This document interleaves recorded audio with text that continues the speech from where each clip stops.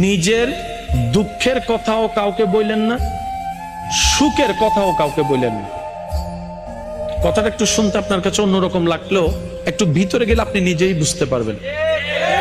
আপনি নিজের মনের দুঃখ কষ্ট সহ্য করতে না পেরে হালকা করার জন্য যাকে বলছেন, মনে রাখবেন আপনি তার কাছে কিন্তু কোনো না কোনো ভাবে একটু ছোট হয়ে যাচ্ছেন।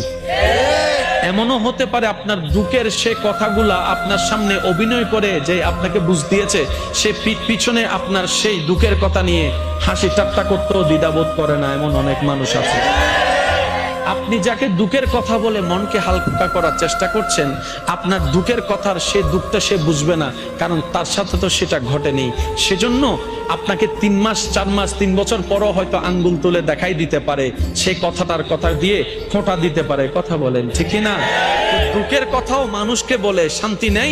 এবার আপনি বলবেন ভাইয়া সুখের কথা কেন বলবো না? আমি বলি কি ভাই, দুঃখের কথা শোনালে যেরকম মানুষ দাম দেয় না, সুখের কথা শোনালে মানুষ বদনজর লাগাইয়া সেটাও নষ্ট করে দেয়।